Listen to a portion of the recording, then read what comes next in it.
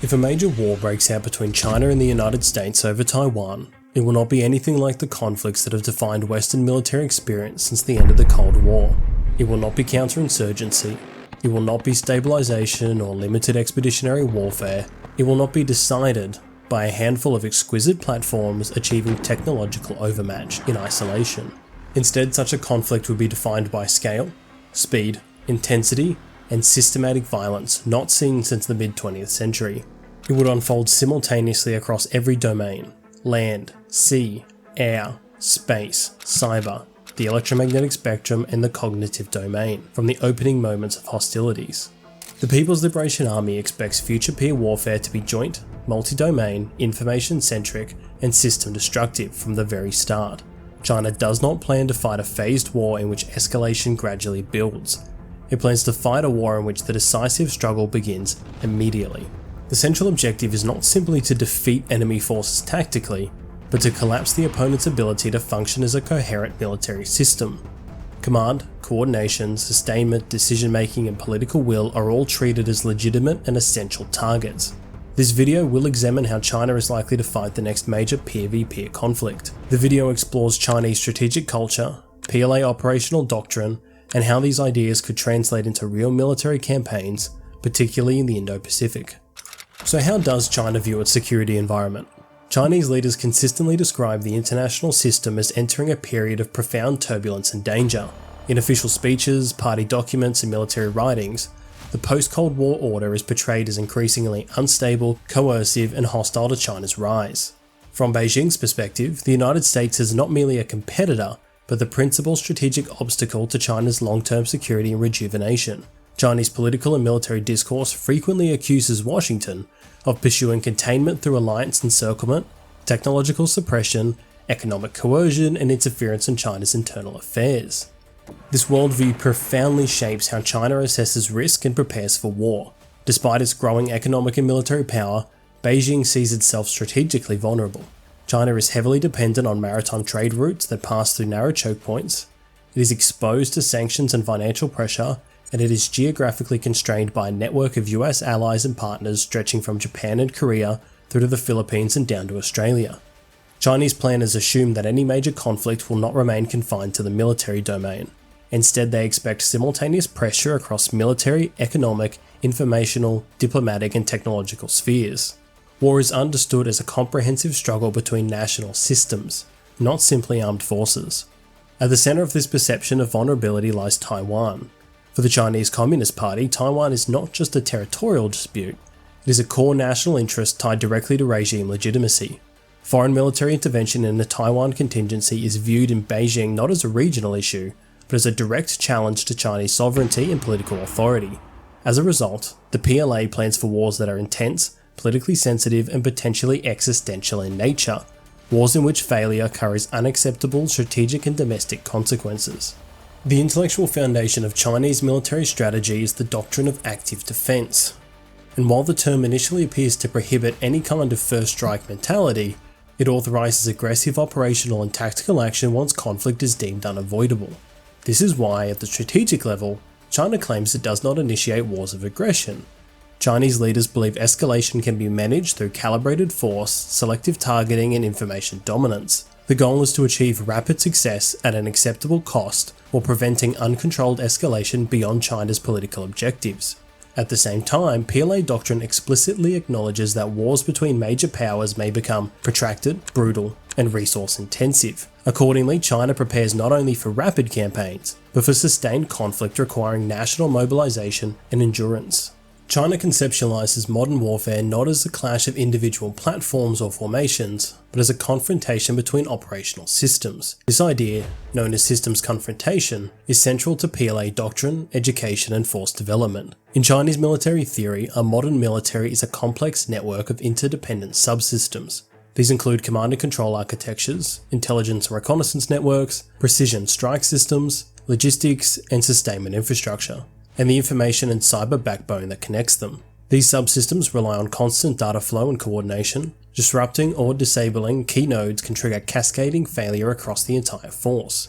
Rather than attempting to destroy every enemy unit, the PLA seeks to paralyze the enemy's system of systems, Priority targets include joint headquarters, communication hubs, satellite ground stations, logistics nodes, ports, airfields, and digital networks. Victory is measured less by attrition alone and more by the enemy's inability to coordinate, decide, and sustain operations. A force that still possesses ships, aircraft, and troops, but cannot integrate them effectively, is considered defeated.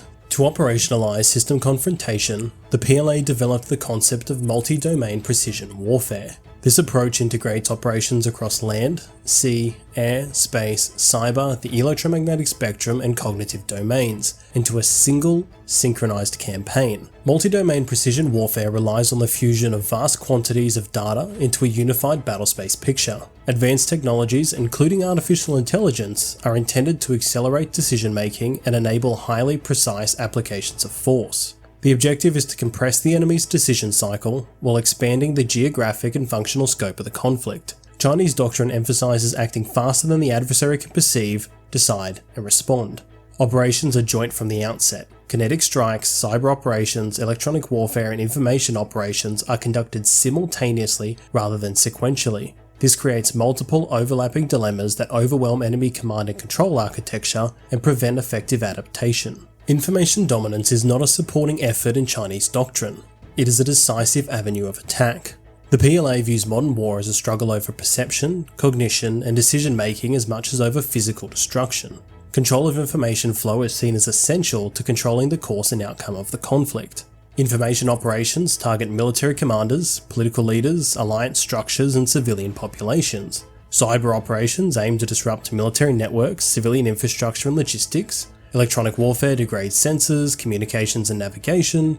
At the operational and tactical levels, however, active defense explicitly permits preemptive and offensive action to seize the initiative, shape the battlespace, and strike enemy vulnerabilities early. Under active defense, the PLA seeks to choose the time, place, and form of combat. This approach exploits China's advantages in proximity, interior lines of communication, and mass, while forcing adversaries to project power across vast distances. Politically, it provides justification by framing Chinese actions as reactive, even when it is operationally decisive and offensive in nature. A critical component of active defense is the concept of war control. While psychological operations and disinformation campaigns seek to undermine confidence, sow doubt, and fracture alliances, China also employs legal warfare or lawfare and propaganda on popular social media platforms to constrain adversary responses and shape the international narrative. The goal is to delay decision-making, weaken political resolve, and create organisational paralysis at critical moments. Chinese military planners assume that any major conflict in Asia will involve US and allied intervention. Preventing, delaying, or degrading that intervention is therefore a central PLA objective. This effort is commonly described as joint counter-intervention. In the early stages of a crisis, political, cyber, and information operations are to target alliance cohesion and domestic political support in intervening countries. These actions are intended to slow mobilization, complicate political consensus, and raise the perceived cost of any intervention. If the conflict escalates, the PLA will employ long-range precision strikes against ports, airfields, logistics hubs, and command nodes across the Indo-Pacific. Ballistic and cruise missiles, cyber attacks, and space denial operations will be used to disrupt pre-war deployment timelines. As enemy forces close, layered air and maritime defences aim to deny freedom of manoeuvre and impose increasing risk on deploying high-value assets.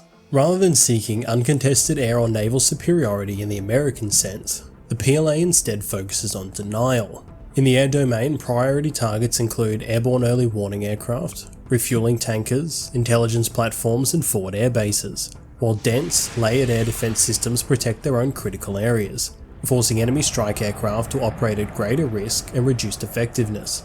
Whilst at sea, China employs submarines, land-launched anti-ship missiles, surface combatants, naval aviation, and maritime militia forces. These capabilities are all purpose-crafted to threaten high-value naval assets, disrupt sea lines of communication, and complicate amphibious or reinforcement operations. The goal is not to sink every ship or shoot down every aircraft, but to make continued sustained operations prohibitively costly.